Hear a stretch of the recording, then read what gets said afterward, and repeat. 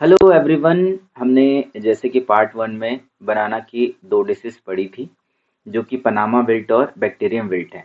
अब हम उसकी और दो डिशेस जो बची हुई है वो पढ़ेंगे। इसमें से एक है सेगोटिका, जो कि माइकोस्फेरिला और फिजियंसिस से होती है, जो कि फंगल डिसीज है। नेक्स्ट उसकी सबसे फेमस है बंची टॉप। बंची टॉप इसमें नॉर्मली सिम्टम क्या होते हैं? सबसे पहले जो मिडरिप जैसे वाला पोर्शन है उसमें स्पॉट्स आएंगे और थोड़ा सा येलोइंग होगी। उसके बाद में जो लीफ है स्टेम की तरफ अपवर्ड मूव करेगी और एक बंच लाइक स्ट्रक्चर बनाएगी। तो जब हम टॉप से देखेंगे तो एक बंच लाइक स्ट्रक्चर दिखेगा, इसलिए उसके अपीयरेंस से इसको बंची टॉप कहा गया है। ये किससे होता है? बनाना बंची टॉप वायरस, ठीक है, BBTV वायरस से होता है। नेक्स्ट हम फ्रूट क्रॉप पे आते हैं, पपाया, जो कि फ्रूट रॉट और स्टेम रॉट है। पीथियम अफेनिडर्मिटम, ठीक है, ये एक फंगल डिसीज है। नेक्स्ट है लीफ कर्ल। तो leaf curl papaya leaf curl virus white fly से वेक्टर है इसका। व्हाइट फ्लाई से वायरस, इधर वेक्टर का काम व्हाइट फ्लाई करता है, और जो वायरल डिसीज है वो इसके जरिए फैलती है। नेक्स्ट है मोजेक। मोजेक जो है पपाया मोजेक वायरस, ये वायरस से होगा। नेक्स्ट है पोमोग्रेनेट। तो पोमोग्रेनेट में है एक ही डिसीज दे रखी है, बैक्टीरियल ब्लाइट, जो कि जेंथोमोनास ऑक्सिनोपोडेस और पुनिकी पैथोवार पुनिकी से होती है। ये एक बैक्टीरियल डिसीज है। अब हम क्रूसीफर्स में आते हैं। तो क्रूसीफर्स को हम ब्रेसिकेसी भी कहते हैं। क्रूसीफर्स में कोल क्रॉप्स आते हैं, जैसे कूल सीजन वेजिटेबल्स होते हैं, कॉलीफ्लावर, ब्रोकली, नॉल, ये सारी चीजें आती है उसमें, ठीक। तो इसमें जैसे क्वेश्चन बना अल्टरनेरिया लीफ स्पॉट, तो ये किसी पर्टिकुलर कोल क्रॉप को लेकर भी बन सकता है कि क्रूसीफर्स जैसे Alternaria leaf spot of cauliflower, Alternaria leaf spot of cabbage.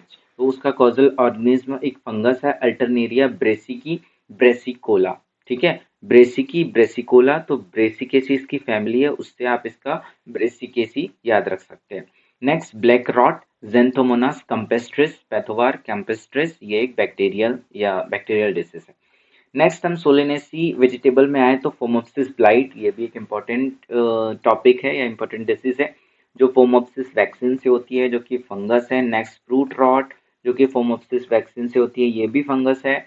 Next स्क्लेरोशिया blight, BLIGHT है यहाँ पर टी, ठीक है। स्क्लेरोशिया स्क्लेरोटीनिया स्क्लेरोटीरियम, ठीक है, ये फंगस से होती है। नेक्स्ट हम दूसरे सोलनेसी वेजिटेबल की बात करें तो ये है टमाटो में डंपिंग ऑफ। डंपिंग ऑफ किससे होगा? पीथियम अफेनिडर्मिटम। एक चीज याद रखें, टमाटो का डंपिंग ऑफ भी पीथियम अफेनिडर्मिटम है, और यहाँ पर पपाया का फूट रॉट या स्टेम रॉट भी पीथियम अफेनिडर्मिटम है, जो कि दोनों एक फंगस है। नेक्स्ट हम विल्ट की बात करें तो फ्यूजेरियम ऑक्सिस्पोरियम लाइकोपर्सिकी, ठीक है, लाइकोपर्सिकन से आया है, यहाँ फंगस है। नेक्स्ट हम बात करें अर्ली ब्लाइट, तो अर्ली ब्लाइट अल्टरनेरिया सोलेनी, ये भी सोलेनिसी से आया है। कुछ वर्ड ऐसे होते हैं जो जो पर्टिकुलर क्रॉप है उसके एक तो बॉटनिकल नेम से फैमिली कहीं ना कहीं रिलेट करते रहेंगे, तो उससे हमें याद करने में अच्छा होता है। नेक्स्ट लेड ब्लाइट जो है फाइटोप्थेरा इन्फेस्टेंस है। नेक्स्ट बक आई रॉट फाइटोप्थेरा निकोशियानी है, ये सारी फंगस है। नेक्स्ट लीफ कर्ल किससे? मोस्टली वायरस से होती है, जो इसका वेक्टर है व्हाइट फ्लाई, ठीक। मोस्टली जो वायरस से होती है व्हाइट फ्लाई या एफिड, इन दोनों में से ही वेक्टर्स होते हैं। तो यहाँ पर जो भी tomato yellow leaf virus TYLCV, ये उसका कॉजल ऑर्गेनिज्म वायरस हो गया। नेक्स्ट टमाटो मोजेक, जो भी मोजेक है उसके आगे आपको क्रॉप का नाम लगा देना है और वायरस बाद में लिख देना है, टमाटो मोजेक वायरस, सिंपल, ये वायरस है। वायरल डिजीज में तो कोई ऐसा सिंपल है ही नहीं। ओकरा yellow vein mosaic virus, yellow vein mosaic virus, ये बहुत ही ज़्यादा सीवियर इन्फेस्टेशन दिखता है जब ह्यूमिडिटी या बारिश की कंडीशन हो जाती है, या हम प्रॉपर वीड्स को नहीं हटाते। तो इसमें क्या होते हैं, पत्तियाँ, इसका बहुत बड़ी पत्ती होती है नॉर्मल वेजिटेबल से, तो उसकी जो वेन्स होती है मिडरिक के आजू बाजू की जो शिराएँ होती है वही येलो कलर की हो जाती है।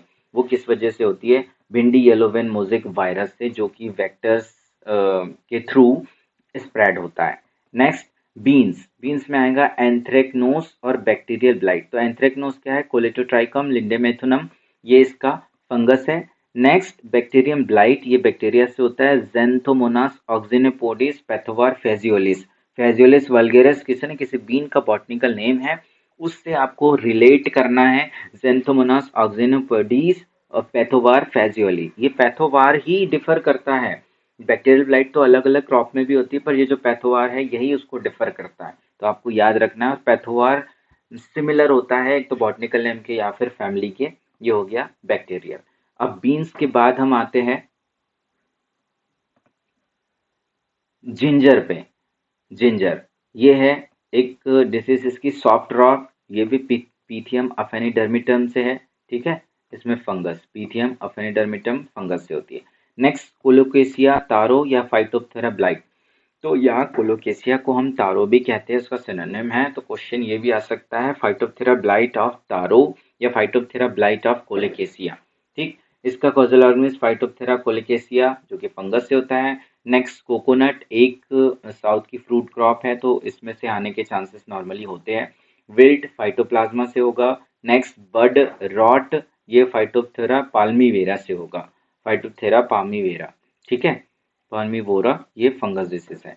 नेक्स्ट हम टी पे जाए तो ब्लिस्टर ब्लाइट। ब्लिस्टर ब्लाइट, देखिए जो जो क्रॉप में एक एक डिसीज है उसके भी आने के चांसेस है, क्योंकि 5th यूनिट में है तो डाइवर्सिटी क्रॉप की, बट जो एक एक डिसीज है वो मेजर क्रॉप है। यहाँ एक्सोबेसिडियम वैक्सीन, ये इसका फंगस है, फंगस का कॉजल ऑर्गेनिज्म है। नेक्स्ट कॉफी, कॉफी में रस्ट और हेमेलिया वस्टेटिक्स, हेमेलिया वस्टेट्रिक्स, ठीक है, ये फंगस इसमें यूज होगी। तो यहाँ पर अब हम बात करेंगे, जब भी हम किसी डिसीज की कोई भी क्रॉप से रिलेटेड हो कंप्लीट डिटेल देते हैं, तो इसमें मोस्टली ये 5 पॉइंट्स आने चाहिए, हेडिंग्स आनी चाहिए।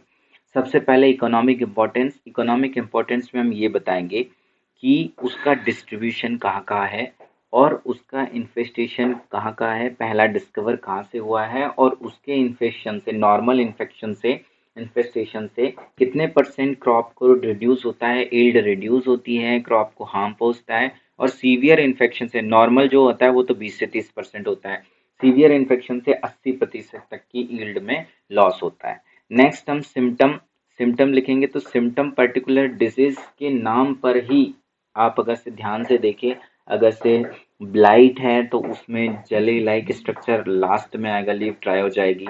अगर से वहाँ पर कोई स्मट है तो उसमें पाउडरी फॉर्म आएगा। जो स्पॉट है, लीफ स्पॉट है तो लीफ पर स्पॉट आएगा, ठीक। अगर से वायरल ग्रोथ है तो लीफ कर्लिंग और लीफ पकरिंग होगी, ठीक। तो सिम्टम्स टोटल डिपेंड करेंगे डिसीज किस टाइप की है और डिसीज का नाम क्या है। Next etiology. इटियोलॉजी में हम क्या बताएंगे कि जो भी पैथोजन है, पैथोजन अपने आप को उसका खुद का नेचर कैसे है, वो कैसे कोनिडिया सेप्टेड है, ए सेप्टेड है, माइसीलियम है, हाइफी है, कोनिडियोफोर है, उन सब का क्या रोल है खुद ही के सर्वाइवेंस में।